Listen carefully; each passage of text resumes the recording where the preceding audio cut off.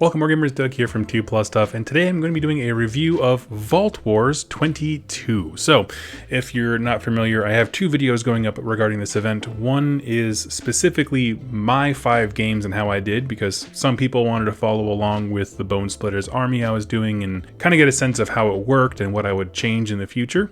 So that video is live. This video is going to be more about the event itself. So if you are someone who's in the Midwest of the US, you can get a sense of what this tournament is like. It was the first annual GT that they're doing there. And we're going to just review the venue and how the rounds went and how it was run and all those kinds of things, give some feedback, and just talk about the experience that I had. Throughout the entire video, I'm going to be throwing up different pictures from the tables to the venue to people gaming.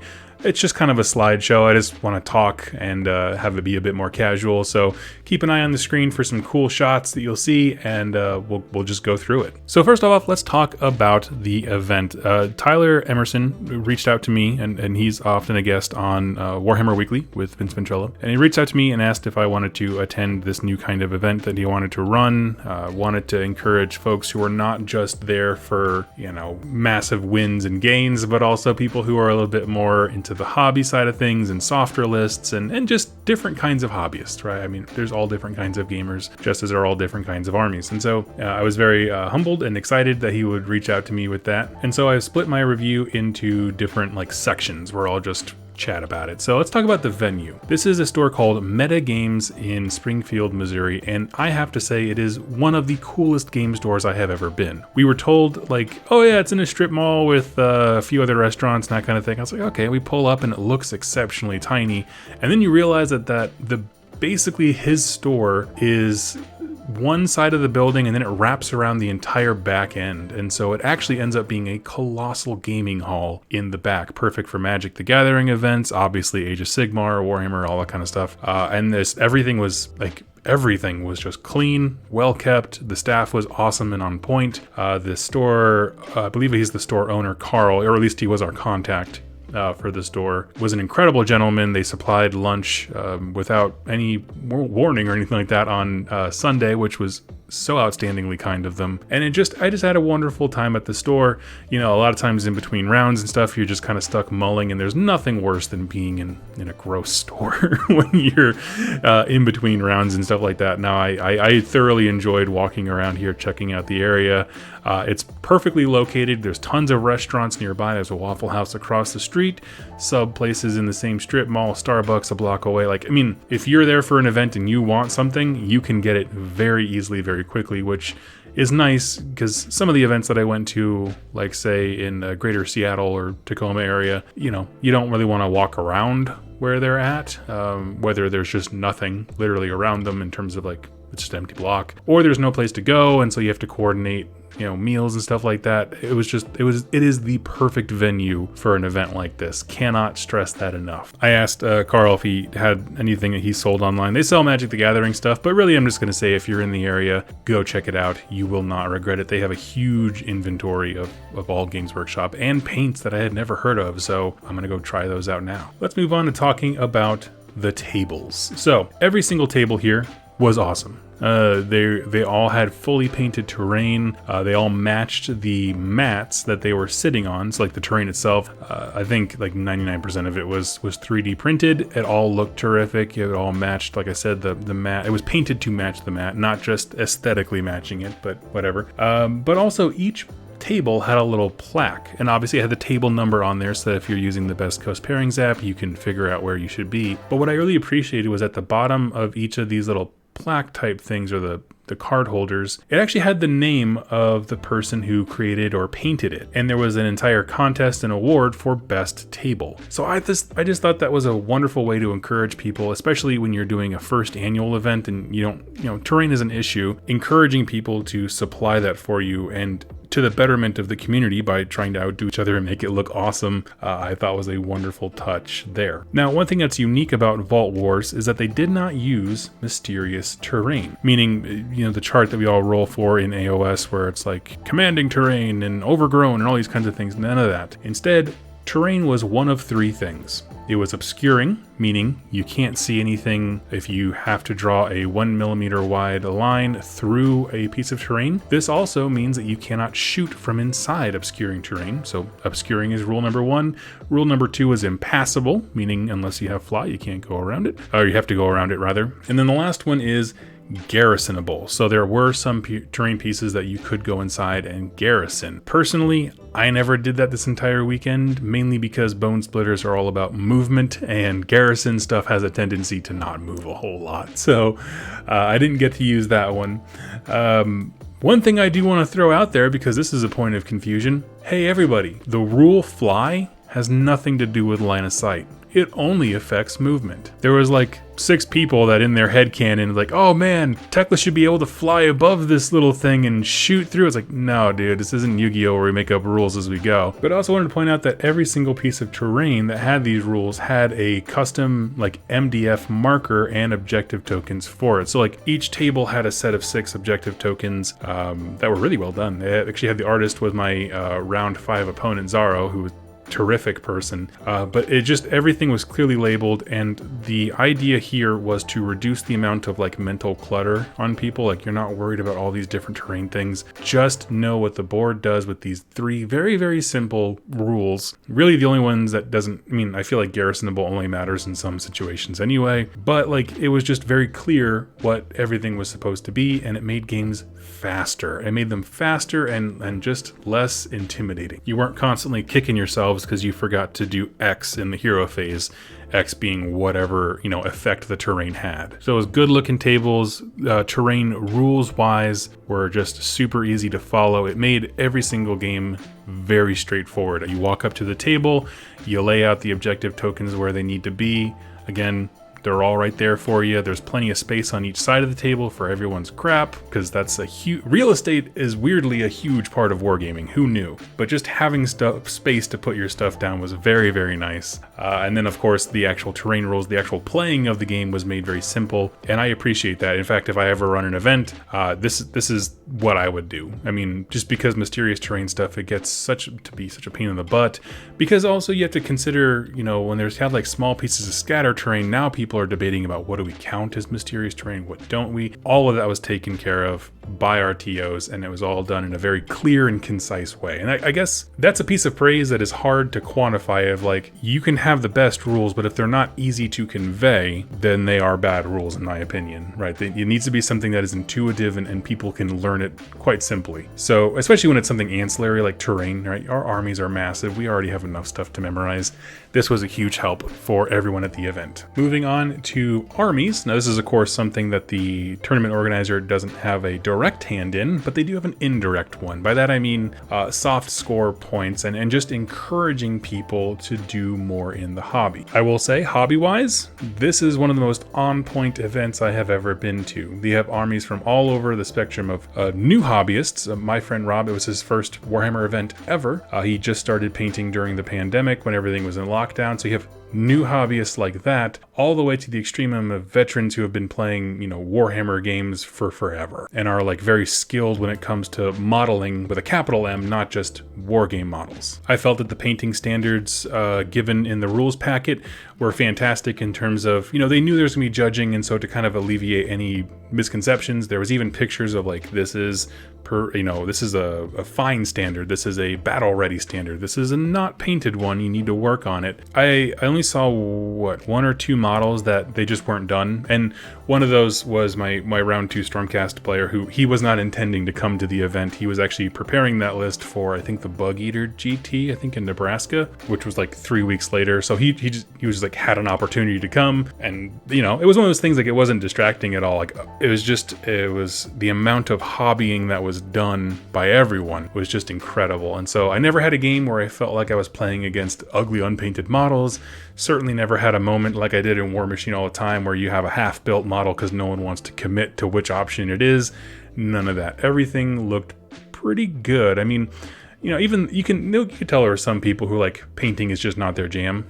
That's totally cool, but they still looked good, that it wasn't like, you know, jarring. One thing that ended up being quite nice, and this is kind of blends into the organization of the event review, but there were 2 points where we needed to have armies out for judging. So one is day 1 during the lunch break, you leave your army out and the initial players will walk around with a little, card and write down whose army is their favorite. So that's kind of an informal thing. You leave your army out, but it was very well conveyed. Like, hey, everybody, if you want to be entered, leave your army out. We're going to be doing judging. There are a lot of events where they don't give you enough heads up about that, and so it's easy to miss. But then also on day 2, for the lunch break, then there was a specific contest for a unit called the Vault Hunter, which I'll get to in a second when I talk about the pack and the gaming aspect of things. But basically a small hero from your army, and you can enter them into being judged for painting. So they were very great about reminding you, hey everybody, put your Vault Hunter on table 10, we're going to be reviewing them.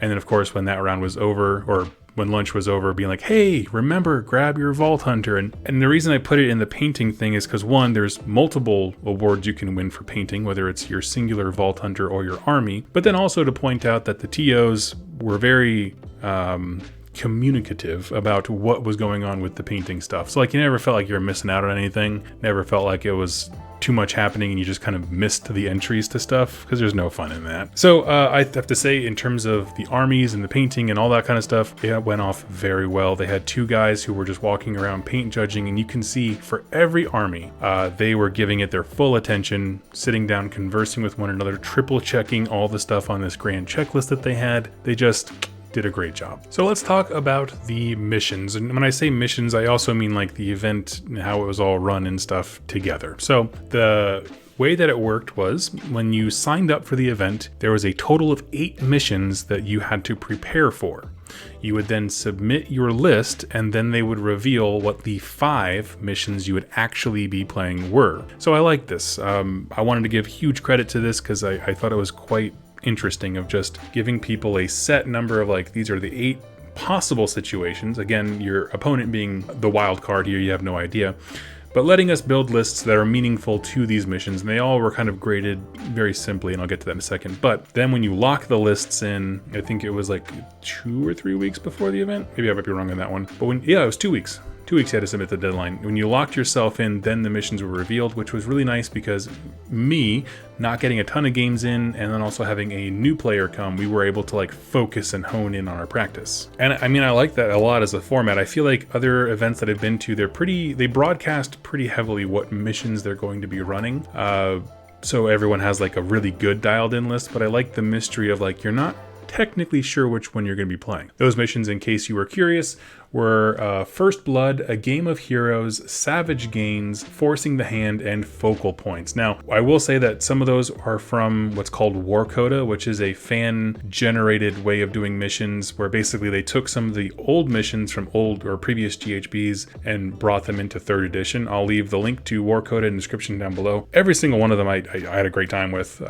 Basically how they score was, do you have 1 objective? Do you have 2 objectives? Do you have more than your opponent? And then there's some of them have like specific caveats. So like focal points was each objective has a number. There's 1 through 4. You get an extra victory point if you have objectives, 1 and 3 or 2 and 4 or something like that. So there was other ways, of course, to earn objective points and stuff like that. But the basics of the scoring were all the same. You were limited in your battle tactics to the things inside the GHB 2021 or 22, whatever one we're on right now before the new one comes out.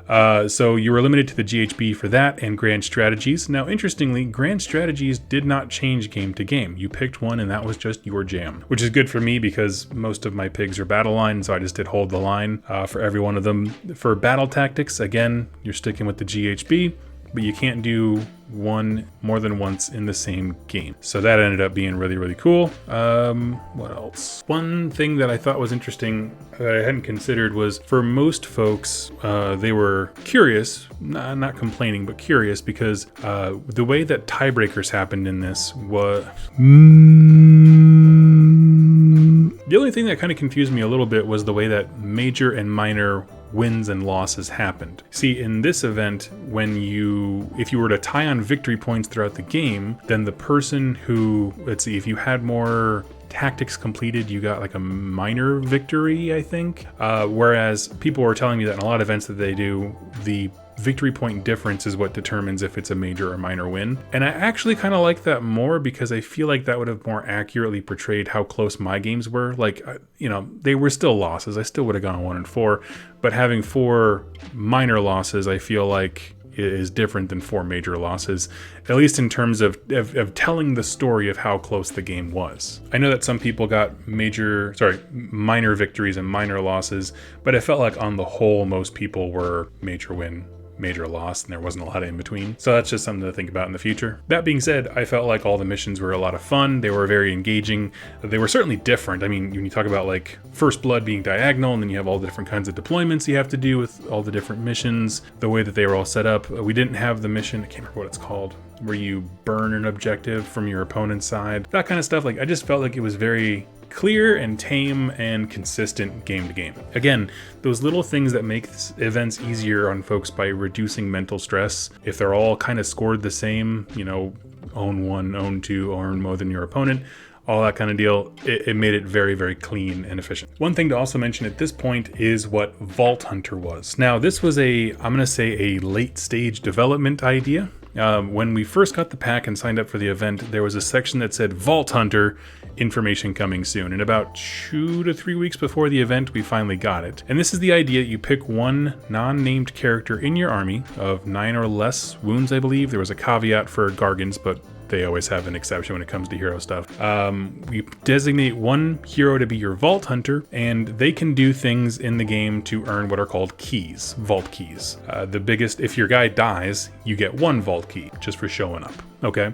If he is near an objective at the end of the game, he gets 3, and there's a few other things. At the end of day 1, they introduced like a little printed pamphlet that had other achievements you can do to earn more keys. You can tell that this was a late stage thing because they hadn't quite tinkered it the way they wanted it to be. But here's why I think it's a fantastic idea. Okay, regardless, I know next year it's going to be cleaned up and they'll have the screws tightened down on it. The idea of having this side narrative thing of one of your characters trying to, you know, open vaults and get treasure and stuff like that, that in no way conflicts with the actual competitive side of things, is terrific. Like, nothing about the achievements and that kind of thing would make you make bad choices tactically. Like in some narrative instances, you would see a lot of narrative events be like, now you have to choose, you know, the lesser of 2 evils. It wasn't like that. Mine was my Wargog Prophet. He earned several keys throughout the game.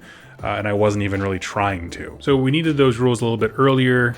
There was a contest to have the best Vault Hunter.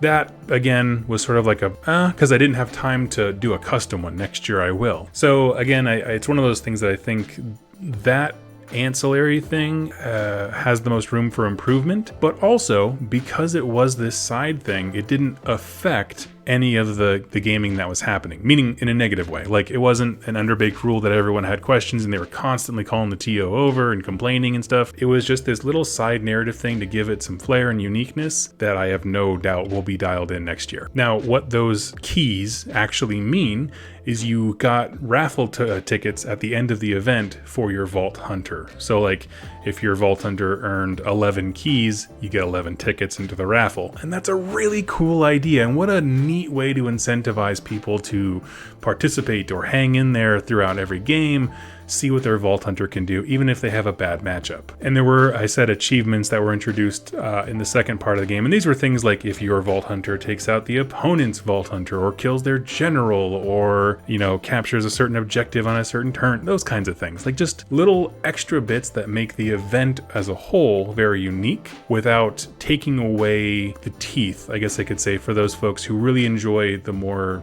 competitive aspects. Like, it wasn't, say, like Holy Havoc, where we got a very different bespoke war scroll for a unit. It didn't add points to the game in terms of like army points or battle points. It was just this side thing that could be fun, which I think honestly is probably the perfect compromise for folks who are super, super hardcore competitive and then also more relaxed and narrative. Like, just having this little ancillary thing, I think, means the world. And then having a real reason, you know, if you're there to win the event, you're probably going to get best in your faction. faction or best general, best overall. But if you're there just to have fun, you really focus on what your little Vault Hunter is doing, you get to enter into the raffle just like everybody else. So I feel like there's prize support for both sides. If you have more questions about the Vault Hunter stuff, leave them in the comments down below. I'm happy to answer it. Now, moving even deeper into like the organization of the event and how it was run, I have nothing but positive things to say. The biggest one for me, having traveled, we drove, I think it was just over 6 hour drive to get there from where we started up here in Iowa. But punctuality is a thing that you don't often think about praising events for, but I'm going to give my hat off to Tyler. We got there, every round started and ended exactly on time. We were always aware of how much time was left in our round so that me and my opponent could make decisions about, there was a rule that you can't start the next round unless you have time for both of you to go.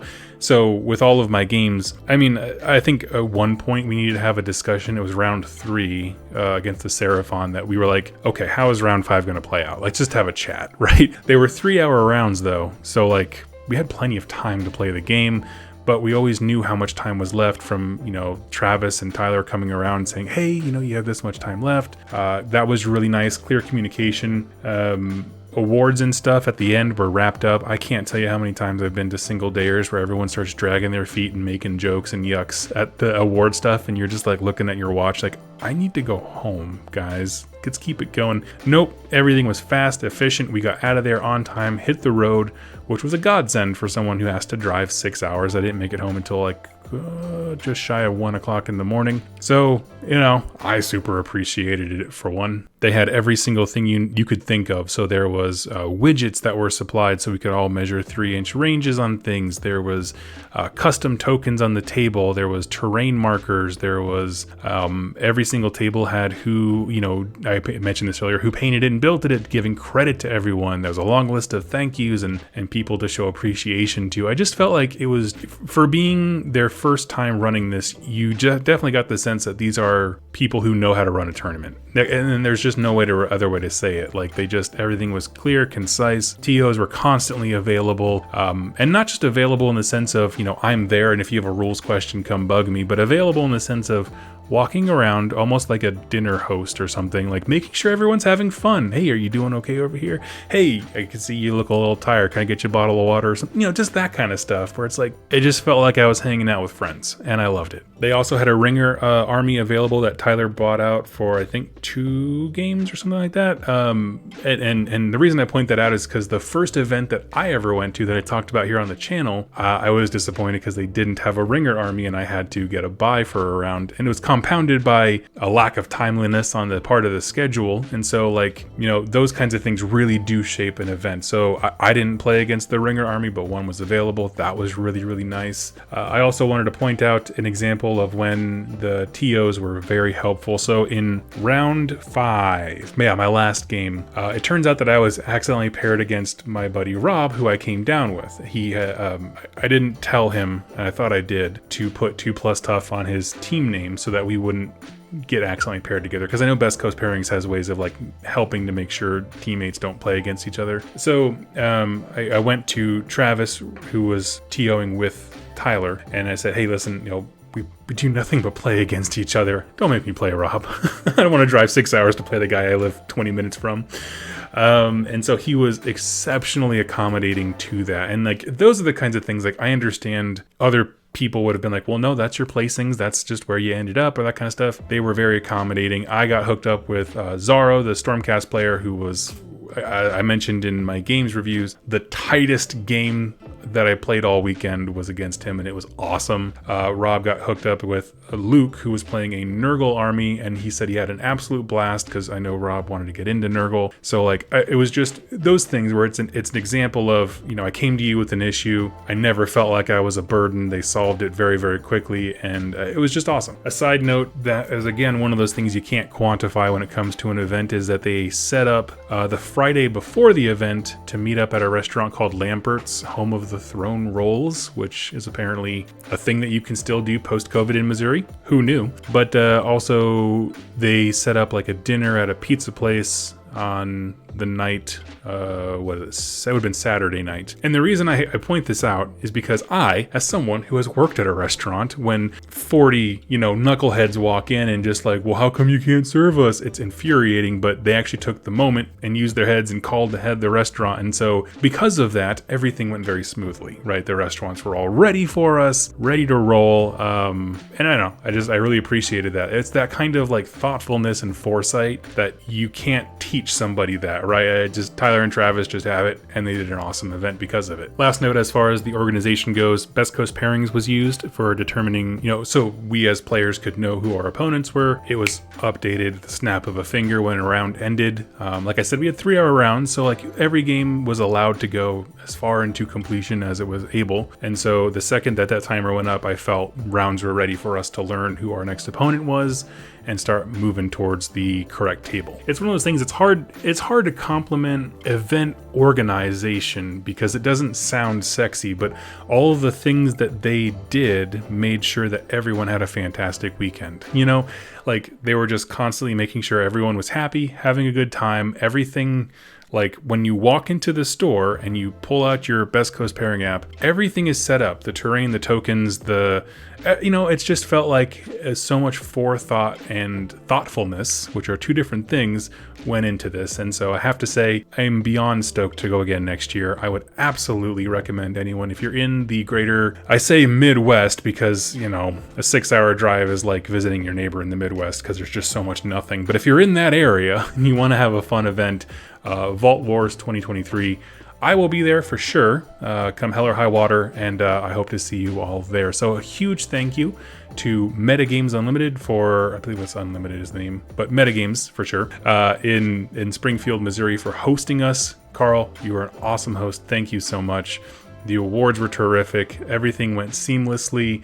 When I had issues, I brought them up. I always felt like my enjoyment of the weekend was top priority. Like not me personally, but the grand me of all of us. Like I could see the event organizers walking around, making sure everyone's having fun. And I just think it's just absolutely wonderful. If you have any further questions about the event and stuff like that I missed, please leave them in the description down below. I'm more than happy to chat about it. And hopefully I'll see you all there next year because I want this to succeed. I want it to become a big thing, I would love it, if there was a whole bunch of like big events here in the Midwest and then Vault Wars just rose to become one of them. So a huge thank you to all my opponents and everyone I got a chance to meet. I look forward to seeing you all next year. Happy wargaming.